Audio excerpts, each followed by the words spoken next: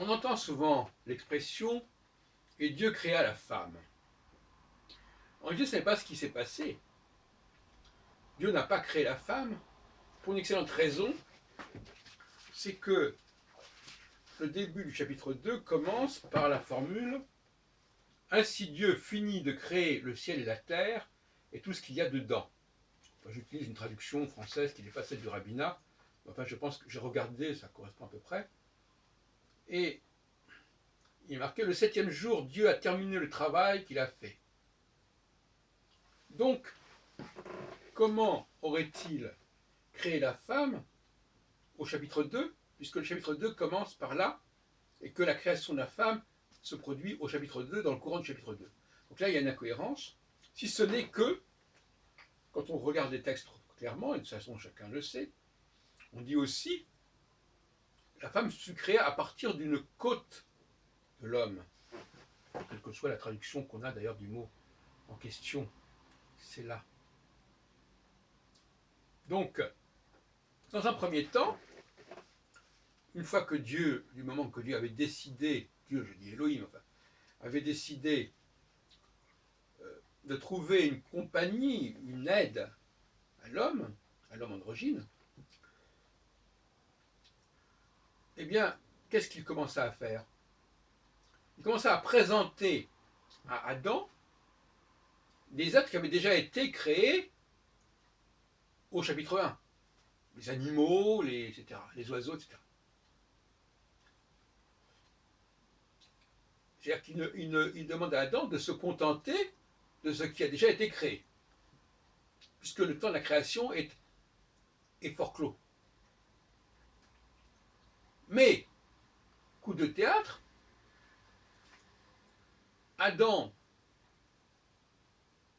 semble exprimer une certaine insatisfaction, et à ce moment-là, Elohim se résout non pas à créer cet être auxiliaire,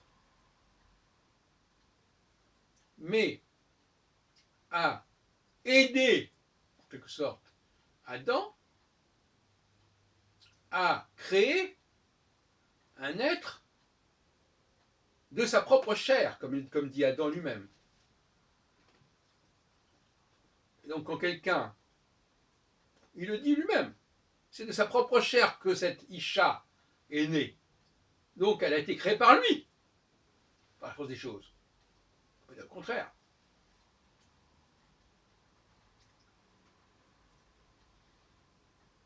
Certes, vous connaissez l'expression, et de toi le ciel t'aidera. Certes, Elohim va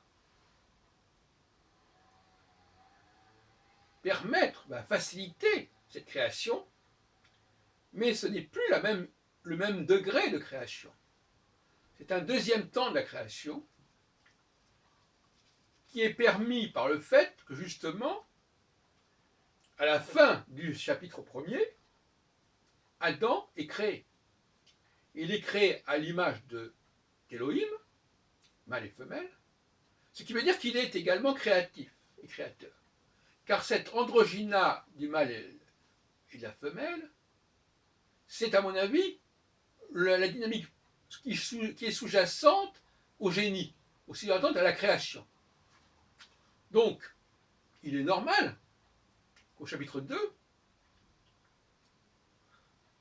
Adam, qui a reçu en quelque sorte les facultés d'Elohim à son niveau, soit capable de créer à son tour. Et on sait très bien, enfin, à quel point l'homme a montré à quel point il était créateur au cours des milliers d'années qui ont suivi. Donc, il y a là une articulation. Fin du chapitre 1er, Adam est créé à l'image de Elohim, donc il est créé avec les mêmes facultés potentiellement qu'Elohim. Et début du chapitre 2, c'est ce qui permet justement, puisque Adam a été créé, ça permet à Elohim de se reposer. C'est ce qui est marqué d'ailleurs. Ainsi Dieu, etc. Le septième jour, Dieu a terminé le travail qu'il a fait, et le septième jour, il se repose de tout le travail qu'il a fait. voit bien que ce repos que s'accorde Elohim, c'est aussi le passage de relais à Adam. Et qu'est-ce qui va être le premier acte créatif d'Adam?